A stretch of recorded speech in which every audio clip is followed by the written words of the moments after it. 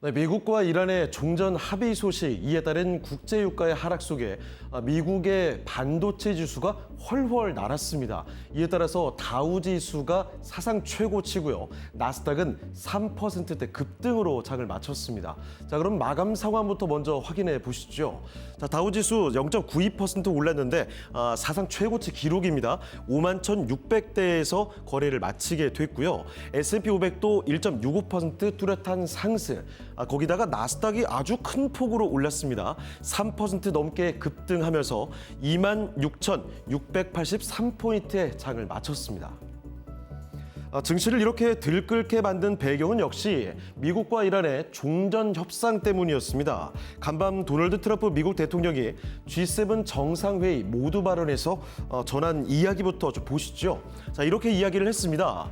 우리는 호르무즈 해협이 개방될 것이라는 합의를 이뤘고 미국과 이란 간의 이야기겠죠. 거기에는 통행료가 없다, 무료 개방을 이야기를 합니다. 자, 거기에다가 종전 합의의 가장 중요한 성과는 이란이 핵무기를 갖지 못하게 되리라는 것, 이렇게까지 이야기를 합니다. 물론 이란과의 약간의 이견이 있기는 합니다만 호르무즈 해협이 무료로 완전 개방되고 핵 문제도 없을 것이다. 이 분명하게 전해지는 화해 무드와 종전 협상의 성과 메시지가 이렇게 좀 뚜렷합니다. 자, 그런데 문제는 여전히 불안감도 함께 잠자고 있다는 겁니다. 다음 화면을 함께 보시죠. 자, 일단 레바논의 친이란 무장정파 헤즈볼라의 입장인데요. 종전 합의를 환영하긴 하지만 여기 좀 단서 조항을 뒀습니다. 이런 이야기를 하고 있는 겁니다. 종전에는 이스라엘이 남부 점령 지역에서 완전히 철수하는 내용이 포함돼야 한다. 그러니까 이스라엘군의 철수를 전제 조건으로 달고 있는 거죠. 자, 그러니까 이스라엘군이 철수를 하기 전까지는 전선을 유지한다는 입장이고요. 이건 이스라엘도 마찬가지 입장입니다. 네타냐후 총리가 발언을 한 내용이 있습니다. 기자회견장에서 이렇게 이야기를 합니다. 싸움이 완전히 끝나지를 않았다. 이란의 핵무기 보유를 저지하기 위해서 동의할 수 있는 모든 조치를 할 것이고 레바논의 남부와 시리아, 가자 지구에서 필요한 기간만큼 완충지대에 계속 군대를 주둔시킬 것이다. 그러니까 이스라엘도 철수를 일축하고 있는 상황입니다. 전쟁이 조기 종식될 가능성이 낮다는 관측까지도 함께 나오고 있습니다. 자, 다음으로는 경제지표 하나 보면서 미국의 이 연준의 금리 인상 전망도 하나 전해드리겠습니다. 현지 시간 15일 미국 연방준비제도가 5월 산업 생산을 발표했습니다. 계절 조정 기준으로 전월 대비해서는 0.1% 증가했다고 발표를 하게 됐는데요. 지난 4월에 0.9%보다는 대폭 낮아지게 된 겁니다. 0.9에서 0.1까지 아주 크게 낮아졌죠. 자, 그리고 시장 예상치가 0.3% 증가였는데 0.1% 증가에 그쳤다. 그러니까 시장 예상치를 하회하게 된 겁니다. 산업 생산의 핵심인 제조업의 생산의 경우에는 5월에 보합 수준을 기록한 가운데 설비 가동률이 76.2%, 장기 평균치보다는 3.2%포인트 낮은 수준을 기록했습니다. 자, 이렇게 미국의 경제 지표들이 속속 나오고 있습니다. 이런 가운데 미국의 FOMC 이번 금리 결정이 기다리고 있는 모습이죠. 특히 케빈 호시 신임 의장이 취임하고 첫 FOMC가 되겠습니다.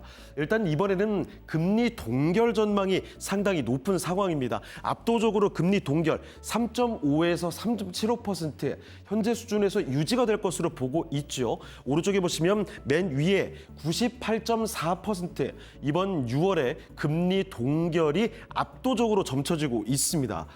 그리고 올해 연말이죠. 12월에 금리가 어떻게 될 것이냐, 이것이 관건이 될 텐데 이번에 미국과 이란의 종전 협상으로 인해서 국제 유가가 크게 좀 내려가게 됐죠. 인플레이션 우려가 완화됐습니다. 이에 따라서 이 패드워치의 전망은 불과 며칠 전까지만 해도 2026년 12월 9일자를 보시죠. 42.7%로 현재 3.75에서 4% 한 차례 금리를 올릴 것이라는 전망이 우세한 상황입니다. 자, 그런데 얼마 전까지만 해도 66% 인상을 내다봤었는데 이번에는 40% 조금 넘는 수준. 그러니까 금리 인상론은 조금씩 후퇴하고 있다는 점도 전해드리겠습니다. 자, 이번엔 국제 유가로 가보겠습니다. 자, 국제 유가를 확인해 볼 텐데요. 미국과 이란의 종전 합의 소식에 유가는 급락하게 됐습니다. WTI 기준으로는 지난 3월 이후 처음으로 배럴당 80달러를 하회하는 모습까지도 확인이 됐었죠. 7월 인도분 WTI 일단 결과적으로 4% 급락하면서 81달러의 장을 마치게 됐고요. 브렌트 유도 83달러까지 내려왔습니다. 자, 그리고 금 가격으로 보시죠. 중동 평화협상 타결 소식은 금 가격을 밀어 올렸습니다. 중동 불안감이 거치게 되면서 인플레이션의 공포가 진정이 됐고요. 이에 따라서 미국 연준의 금리 인상 우려가 완화됐기 때문이죠. 이렇게 되면 달러와 약세가 유도가 되고 곧 대체 자산인 금자산 수요를 자극하게 되는 겁니다. 금은 일단 2% 넘게 올랐죠. 전거래일 급등한 데 이어서 상승세를 지속하게 됐습니다. 6월물 국제 금 선물 가격 4,330달러 수준까지 올라왔습니다. 자, 그리고 이어서 비트코인도 보겠습니다. 최근 바닥을 찍고 반등이 좀 뚜렷한 모습을 보여주죠. 간밤 크게 올랐습니다. 중동 평화협상 타결 소식도 일단 긍정적인 영향을 미쳤고요. 게다가 세계 최대 비트코인 보유 기업이죠. 스트레티지가 추가 매수 소식을 전하게 됐습니다. 지난 8일부터 14일까지 비트코인 1,587개를 추가 매입했다는 소식을 전하게 됐습니다. 이로 인해서 비트코인 67,000달러대까지 회복이 되는 모습 확인이 됐고요. 지금도 66,000달러 수준에서 뚜렷한 상승을 그려가고 있습니다. 자, 이어서 국채 금리 보겠습니다. 미국과 이란의 종전 합의 타결 소식에 국채 금리는 소폭 내렸습니다. 연준의 금리 결정에 민감하게 반응하는 이념물부터 좀 보실까요? 아무래도 금리 인상 전망이 약해지는 모습이죠. 2bp 가까이 좀 내리면서 4.07% 수준 기록이 됐고요. 10년물도 1bp 하락하면서 4.47%를 나타냈습니다. 30년물의 경우에는 살짝 오름세를 보였는데 유의미한 변동폭까지는 아닙니다. 여전히 5%를 하회하고 있습니다. 자, 이어서 원달러 환율까지 보겠습니다. 최근 치솟던 흐름이 지금 진정되긴 했지만요. 절대적인 수치를 보면 여전히 고공행진을 보여주고 있습니다. 1,510원대를 크게 벗어나지 못하고요. 조금 더 올랐군요. 1,523원에서 확인이 됩니다. 1,520원대까지 올랐다는 점 전해드리겠습니다. 자, 그럼 이어서 특징주까지도 확인해 보시죠. 정수진 앵커.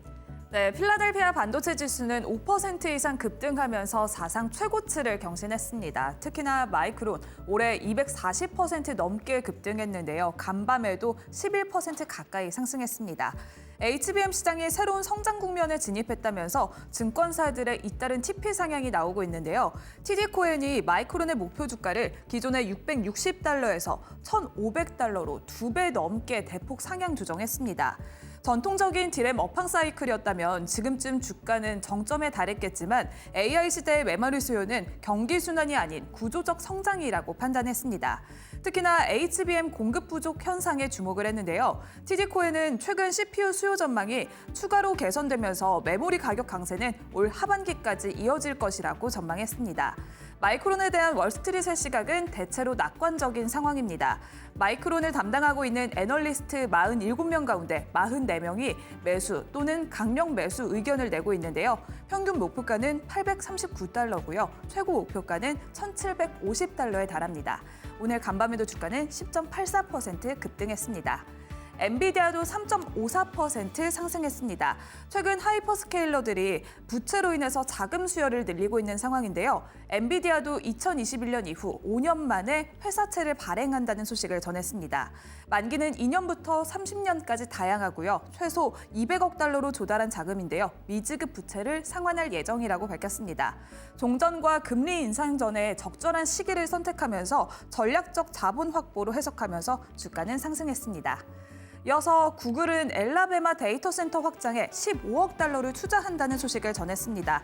올해와 내년에 걸쳐서 투자를 단행한다고 밝혔고요. 역시나 AI 인프라 수요 확대에 대응하기 위한 조치로 풀이됩니다. 주가는 2.69% 상승했습니다.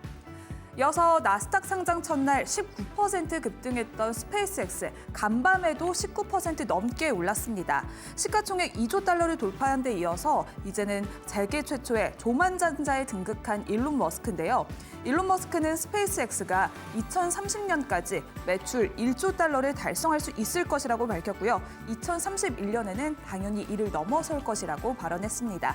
역시나 시장은 긍정적으로 해석하면서 강한 매수세가 몰렸습니다. 반면에 호르무즈 해협이 오는 19일부터 전면 개방된다는 소식이 전해지자 국제유가가 급락했습니다. 이에 따라서 에너지주는 하락세를 보였는데요. 엑슨모빌 4% 넘게 밀려났고 쉐브론도 3% 넘게 하락했습니다.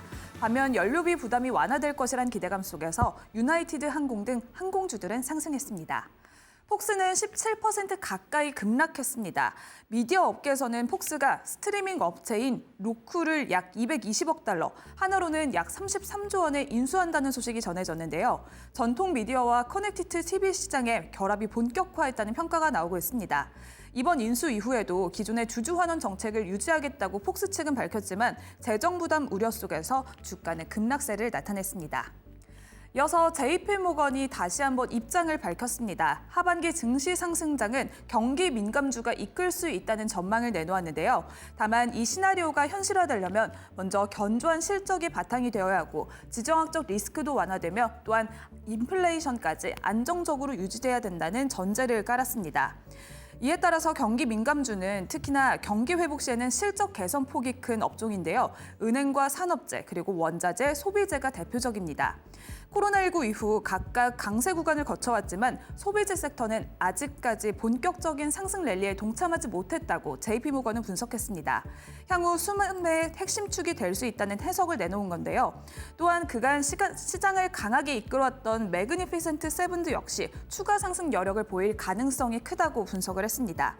최근 증시 변동성에도 우량주와 경기 민감주는 분할 매수 기회라는 조언을 덧붙였습니다. 한편 삼성전자 파운드리는 다시 한번 살아날 돌파구를 보이고 있는 상황입니다. 구글 TPU 일부 생산에 이어서 뉴럴링크 측까지 파운드리가 살아나고 있는 건데요.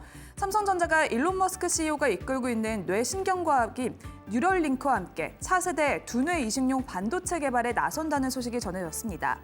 삼성들이 파운드리 사업부는 이번에 지난해 말부터 4나노 공정을 적용한 뉴럴링크의 4세대 칩을 개발하고 있는데요.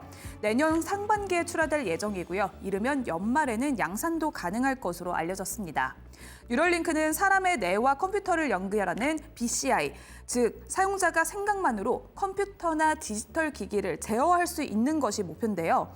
이렇게 뇌와 컴퓨터 인터페이스 기술을 개발 중인 상황입니다. 그동안 뉴럴링크는 주로 TSMC와 협력하면서 칩을 생산했지만 이번 협력을 통해서 삼성전자까지 생산 파트너로 확보한 건데요. 공급망의 안정성을 높이려는 것으로 풀이되고 있습니다.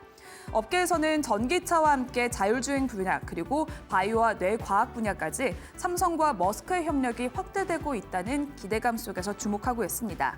또한 삼성전자는 빅테크와의 추가 계약 기대감과 함께 이딴 수주에 따라서 파운드리 사업부가 드디어 4년 만에 흑자로 전환할 수 있을 것이라는 기대감도 걸고 있습니다. 이어서 오늘의 주요 일정들 살펴보겠습니다. 오늘 가장 중요한 이벤트죠. 오늘 정오에는 일본은행의 금리 결정이 나옵니다.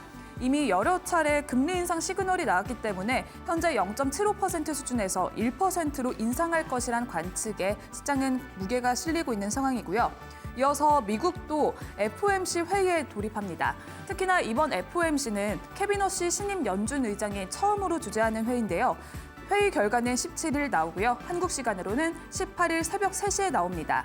기준금리는 동결할 것으로 예상되고 있지만 최근에 연준 내에서 매파적 목소리가 커진 상태이기 때문에 점도표와 함께 관련 발언들도 꼭 체크를 해보셔야겠습니다. 특히나 또 프랑스 에비앙에서는 G7 정상회의까지 진행 중인 상황입니다. 미국과 이란 간의 종전 합의가 이뤄진 가운데 트럼프 대통령은 오늘 우즈베키스탄을 비롯해서 중동 지역의 수장들과 만날 예정인데요. 오늘 오후 4시쯤에 관련 인사들과 만나면서 발언들은 어떤 게 나올지 체크해보시면 좋을 것 같습니다. 이어서 오늘 밤 미국의 ADP 주간 고용 변화 보고서까지 발표가 되고요. 국내에서는 5월 수출입 물가 지수가 발표됩니다. 5월 들어서도 고유가와 고환율이 지속된 가운데 물가 지수는 어떻게 나올지 체크해 보시길 바랍니다. 이상 글로벌 시황센터였습니다.